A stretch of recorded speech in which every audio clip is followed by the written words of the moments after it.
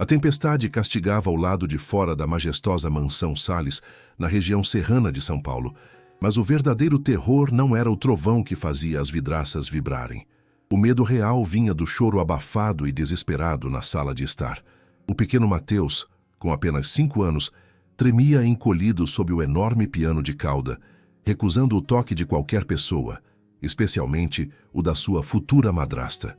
Bianca tentava puxá-lo à força, com uma voz estridente disfarçada de falsa preocupação, mas o menino gritava ainda mais alto, paralisado pelo pânico.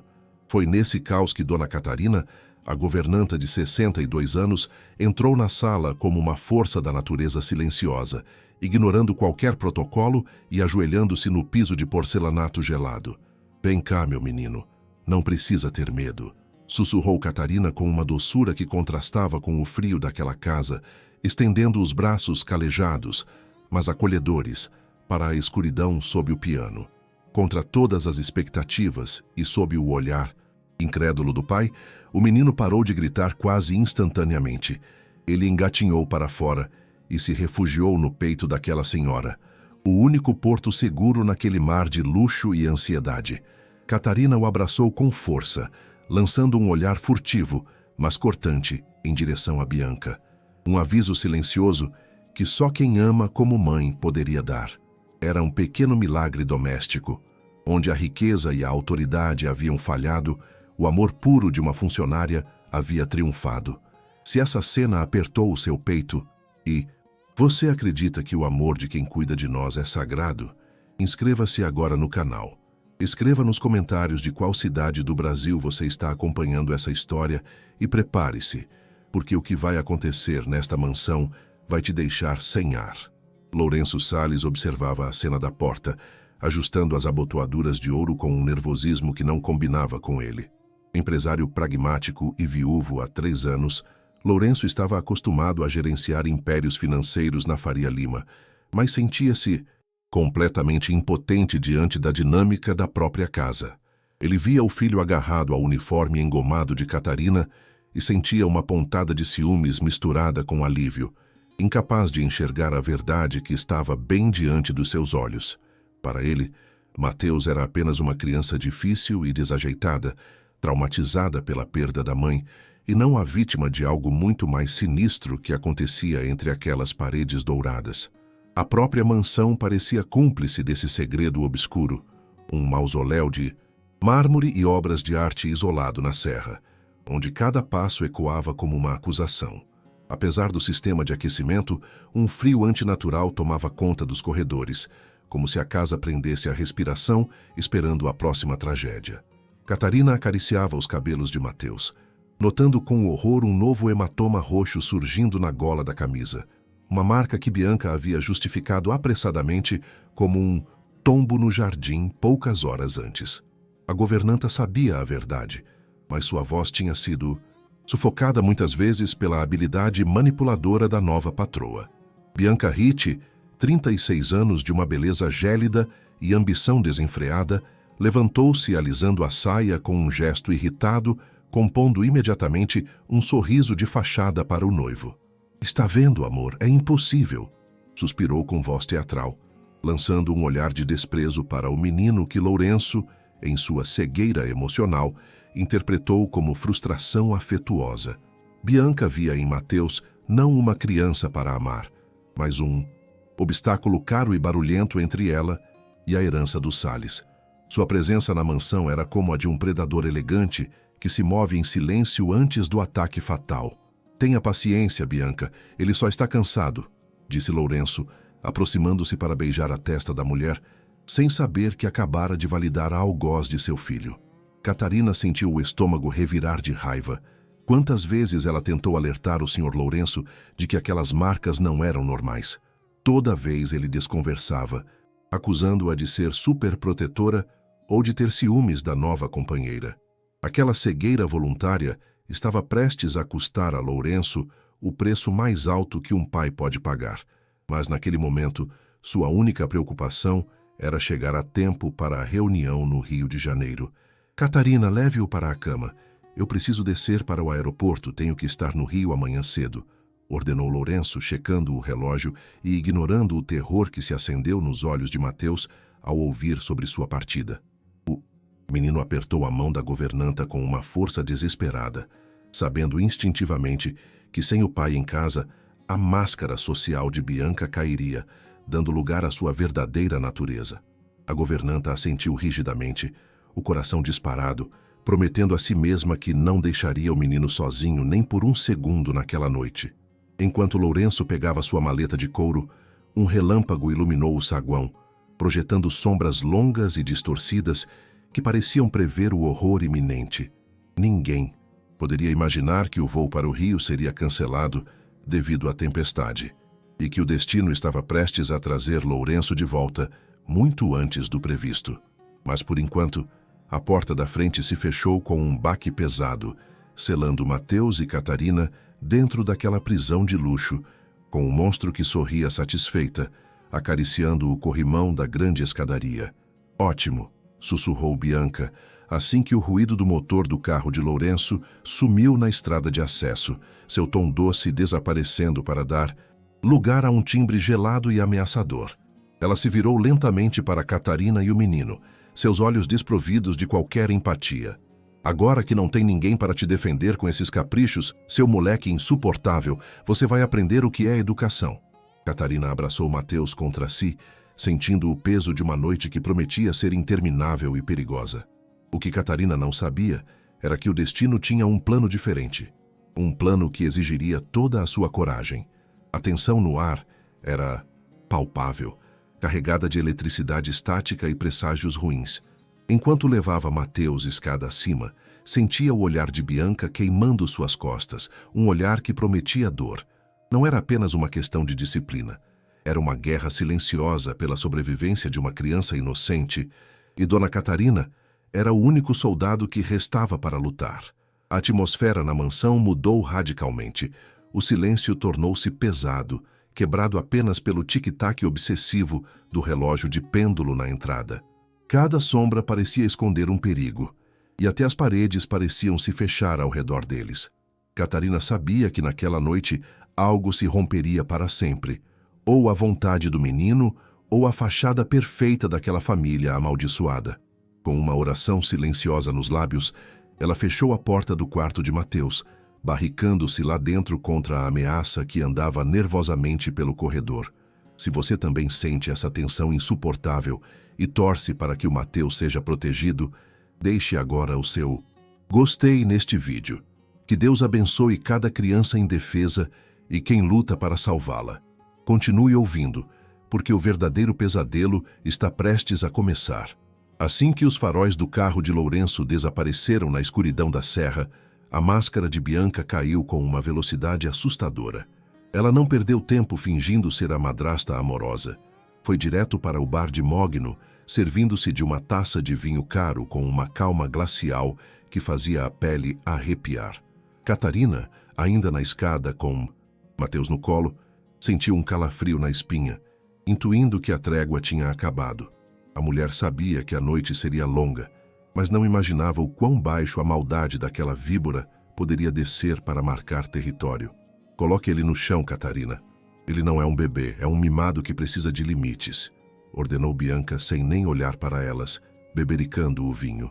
A governanta hesitou, apertando o menino um pouco mais forte, um gesto instintivo de proteção que não passou despercebido pelo olhar clínico da patroa. Mateus afundou o rosto no pescoço de Catarina, a respiração irregular pelo choro contido, sabendo que a única barreira entre ele e a fúria daquela mulher estava prestes a ser derrubada. Naquela casa, o silêncio nunca era paz. Era apenas o prelúdio de uma tempestade emocional. Caterina, com a dignidade de quem serviu aquela família por 30 anos, tentou mediar. "Dona Bianca, já é tarde.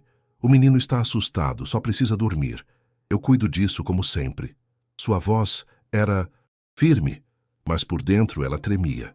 Sabia que desafiar Bianca era perigoso, mas deixar Mateus sozinho com ela era impensável. O que Catarina não sabia era que Bianca esperava exatamente aquela mínima insubordinação para colocar em prática seu plano cruel, concebido para eliminar a única testemunha incômoda de seus abusos. Bianca pousou a taça com um golpe seco na mesa. O som ecoou como um tiro no salão vazio. Pegou o celular e discou um número, fixando Catarina com um sorriso maligno. Amor? Desculpa te incomodar na estrada, disse Bianca, transformando sua voz em um sussurro trêmulo e amedrontado. É a Catarina. Ela perdeu o controle. Gritou comigo na frente do Mateus, disse que eu não mando em nada aqui. Estou com medo, Lourenço. Ela está obcecada por você e pelo menino, está ficando agressiva. Do outro lado da linha, Lourenço, preso no trânsito a caminho do aeroporto e estressado, caiu na armadilha com uma facilidade desarmante. A manipulação de Bianca era perfeita. Tocava nas feridas da insegurança dele e no desejo de paz doméstica. Passa para ela, rosnou Lourenço, sua voz distorcida pelo viva-voz que Bianca ativou triunfante. Catarina sentiu o chão sumir sob seus pés. Seu Lourenço, eu... tentou dizer, mas foi interrompida bruscamente pelo homem que viu crescer. Catarina, chega. Estou farto dessas cenas de ciúmes. A voz de Lourenço reverberou no saguão, fazendo o pequeno Mateus sobressaltar. A Bianca é minha noiva e a futura dona dessa casa. Se você não consegue respeitá-la, talvez seja a hora de fazer as malas. Por hoje, suma da minha frente. Vá para o seu quarto nos fundos e não apareça até eu voltar. Deixe meu filho com a Bianca. É uma ordem. As palavras atingiram Catarina como tapas, uma injustiça tão profunda que lhe tirou o ar. Com lágrimas nos olhos, Catarina foi forçada a colocar Mateus no chão.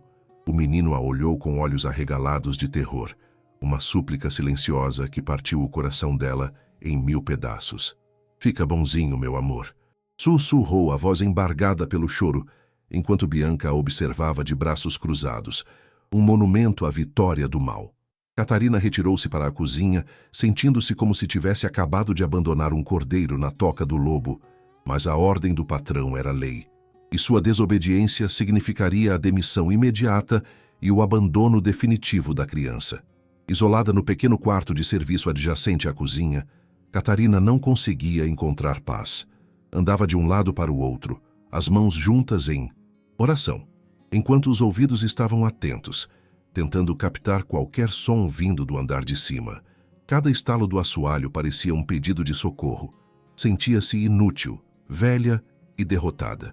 Mas foi justamente nesse silêncio forçado que sua mente começou a ligar as peças de um quebra-cabeça horrível que ela tentara ignorar por muito tempo. Abriu uma gaveta escondida sob a pia e tirou uma camiseta de Mateus que havia escondido dias antes. Estava manchada de sangue na gola, um rasgo que não poderia ter sido causado por um simples tombo no jardim.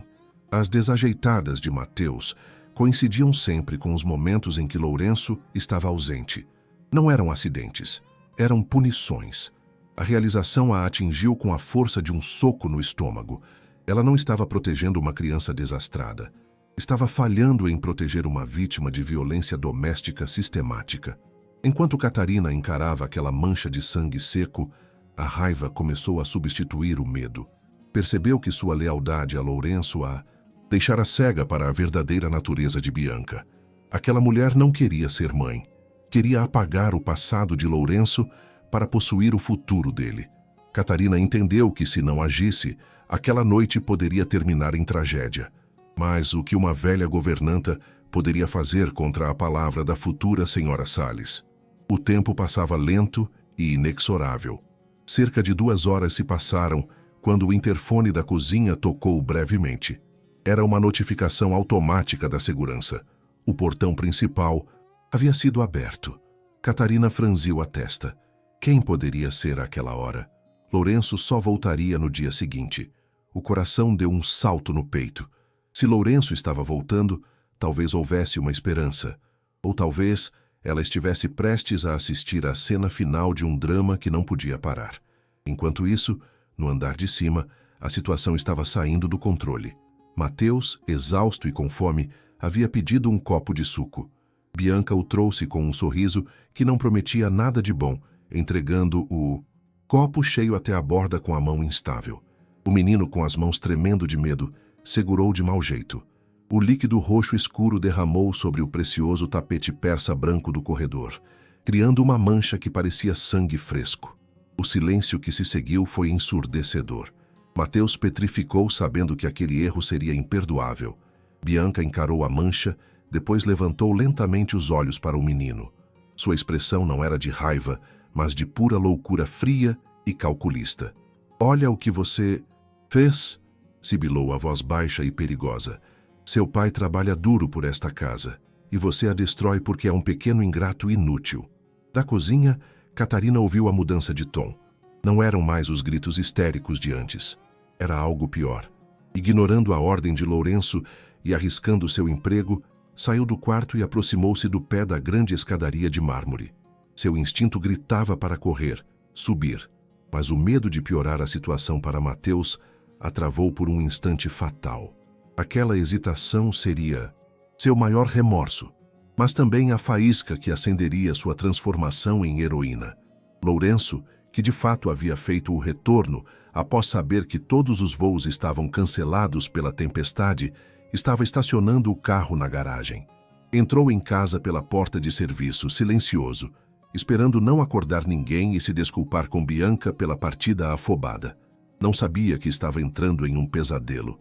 Enquanto atravessava o corredor em direção ao saguão, ouviu a voz de Bianca, não doce como ao telefone, mas carregada de um ódio visceral que ele nunca tinha ouvido antes.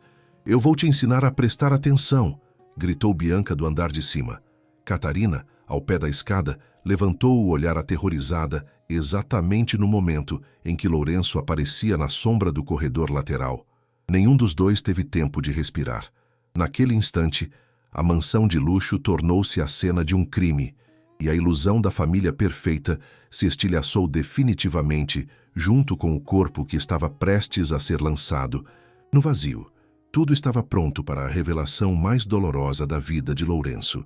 O tempo pareceu se dilatar em uma eternidade insustentável, enquanto o corpinho frágil de Mateus rolava pelos degraus de mármore polido. Cada impacto era uma marretada no coração de quem assistia.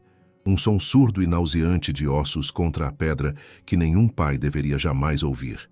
Lourenço, escondido na penumbra da entrada, ficou paralisado, o cérebro incapaz de processar o horror que seus olhos registravam. Não. Tinha sido um acidente. Ele viu claramente a mão de Bianca, aquela mão que carregava seu anel de noivado, empurrar com violência deliberada a carne da sua carne em direção ao abismo. O menino aterrissou no piso do saguão com um silêncio aterrorizante, imóvel como um boneco quebrado. Bianca permaneceu no topo da escada, o peito subindo e descendo pela adrenalina da raiva, um sorriso imperceptível, mas cruel, nos lábios vermelhos. "Assim você aprende a não sujar", sussurrou, achando que estava sozinha. Mas seu triunfo doentio durou apenas uma fração de segundo, porque o grito que explodiu do andar de baixo não pertencia a Lourenço, mas a uma leoa ferida se lançando em direção ao filhote. Catarina não correu, ela voou. Ignorando as dores da idade e a artrite nos joelhos, jogou-se sobre o corpo de Mateus antes mesmo que Lourenço pudesse dar um passo. Suas mãos experientes, trêmulas mas precisas, buscaram o pulso, a respiração, um sinal de vida. "Meu amor, respira. Por favor, respira", suplicava, as lágrimas banhando o rosto pálido do menino. Quando ouviu um gemido fraco, uma força sobre-humana tomou conta dela. Não esperou ordens, não chamou ajuda. Levantou o menino de 5 anos como se fosse uma pluma, movida pelo puro desespero do amor. Lourenço saiu cambaleando das sombras, pálido como um fantasma, as mãos estendidas num gesto inútil e tardio. "Mateus", ele tentou falar, a voz estrangulada. Mas Catarina não parou. Virou-se para ele, apertando o menino contra o peito, sujo de sangue, e em seus olhos não havia mais a deferência da empregada, mas a fúria de um juiz divino. "Saia da frente!", gritou com uma voz que fez os cristais do lustre tremerem. Não havia tempo para explicações. Não havia tempo para o patrão. Havia apenas uma vida para salvar. Ao passar por ele em direção à porta, Catarina diminuiu o passo apenas por um instante, cravando em Lourenço um olhar que o assombraria para sempre. Seus olhos eram espelhos de uma dor antiga e de uma acusação feroz. "Eu te avisei", sibilou entre os dentes, a voz embargada pelo choro, mas afiada como uma navalha. Eu te avisei que ela estava matando ele. Aquelas palavras atingiram Lourenço mais forte que qualquer tiro, rasgando o véu de sua negação e expondo sua negligência culposa. A cena seguinte foi a que quebrou definitivamente o empresário para fazer nascer o pai. Lourenço viu sua governanta, uma mulher que ele ameaçara demitir poucas horas antes, correr para a noite fria, colocar seu filho no banco de trás do seu carro popular velho e arrancar em direção ao hospital sem olhar para trás. A visão da lealdade absoluta dela contrastava tão violentamente com a traição de sua noiva que o mundo de Lourenço começou a girar. As pernas cederam. Apoiou-se na parede fria da entrada, a respiração curta, a vista escurecendo. Quase desmaiou sob o peso esmagador da verdade. Havia colocado um monstro dentro de casa e quase sacrificado o filho no altar do seu conforto. A culpa era um veneno físico queimando suas veias. Mas justo quando estava prestes a desabar no chão, a voz de Bianca quebrou o encanto da dor, acendendo uma faísca de ódio puro que o manteve em pé. Meu Deus, Lourenço! Ele escorregou. Bianca desceu as escadas correndo, compondo uma máscara de choque e preocupação tão perfeita que dava arrepios. Eu estava tentando segurar, mas ele tropeçou. Esse menino é tão desajeitado, eu sempre te disse. Aproximou-se dele, tentando abraçá-lo, mas quando suas mãos tocaram o paletó de Lourenço, ele reagiu com uma violência súbita, empurrando-a com nojo como se ela fosse contagiosa. Não me toca, rosnou Lourenço, a voz baixa vibrando uma ameaça letal. Ele se endireitou, o rosto transformado por uma expressão que Bianca nunca tinha visto. Não havia amor, não havia paciência, apenas uma determinação fria. Eu vi tudo, Bianca. Eu estava ali. Eu vi suas mãos nas costas dele. Eu vi a força que você usou. O rosto de Bianca ficou branco. Sua máscara de inocência trincou, instantaneamente. Por um momento tentou negar, gaguejando desculpas incoerentes, mas vendo a certeza absoluta nos olhos de Lourenço, mudou de tática. Sua expressão endureceu, revelando finalmente a feiura de sua alma. E daí? Gritou, jogando fora qualquer fingimento. Ele era um peso, um parasita chorão que estragava tudo. Eu só queria que ele sumisse para podermos ser felizes. A confissão ecoou na sala vazia como uma sentença. Lourenço a olhou com horror, percebendo que havia dividido a cama com uma psicopata. Não disse nada. Sua resposta foi a ação. Tirou o celular e ligou para a segurança do condomínio e para a polícia. Não deixem ela sair, ordenou, sem tirar os olhos da mulher que agora o olhava com um misto de medo e desprezo. Chamem a polícia militar, tentativa de homicídio. Eu seguro ela até vocês chegarem. Bianca tentou correr para a porta de serviço, mas Lourenço bloqueou o caminho com o corpo. Não havia saída. Acabou, Bianca, disse ele, gélido. As sirenes começaram a ser ouvidas ao longe, ecoando pela serra. Um som que marcava o fim do seu reinado de terror. Enquanto ela começava a gritar insultos e maldições, Lourenço sentiu a urgência de fugir dali, de ir para onde seu coração deveria estar desde o início. Você está chocado com a crueldade de Bianca e aliviado que o Lourenço finalmente abriu os olhos? Essa história nos ensina que a verdade sempre aparece. Se você está gostando, sua inscrição nos ajuda muito a continuar. Deixe um like e se inscreva no canal, para não perder o final emocionante. Agora vamos correr para o hospital com o Lourenço. Deixando Bianca nas mãos dos seguranças que invadiram o saguão, Lourenço correu para o seu carro esportivo. As mãos tremiam tanto que ele mal conseguiu ligar o motor. Não se importava mais com a justiça legal. Isso seguiria seu curso. A única coisa que importava era chegar ao hospital. Precisava pedir perdão a uma criança de 5 anos e beijar as mãos calejadas de uma senhora que provou ser a única, verdadeira mãe naquela família por honra e coragem. Dirigiu como um louco pelas estradas sinuosas da serra, furando sinais, as lágrimas finalmente descendo livres pelo rosto. Cada imagem do passado, cada vez que ignorou os sinais, cada hematoma inexplicável, voltava à mente como um pesadelo lúcido. Rezava a Deus, ao destino, ou a quem quer que fosse, para não ter chegado tarde demais, para ter ainda uma chance de ser o pai que Mateus merecia. Ao chegar à emergência, Lourenço entrou correndo, ignorando a recepção e procurando desesperadamente um rosto familiar no caos branco do hospital. Encontrou Catarina sentada em uma cadeira de plástico num corredor lateral, ainda suja com o sangue de Mateus, a cabeça entre as mãos. Parecia ter envelhecido 10 anos em 1 hora. Lourenço parou, a respiração falhando, com medo de fazer a pergunta que queimava em sua garganta. Catarina levantou o olhar. Seus olhos estavam vermelhos e inchados, mas quando viu Lourenço, não havia ódio, apenas um cansaço infinito. Levantou-se devagar e apontou para a porta de vidro atrás dela. Está vivo, sussurrou.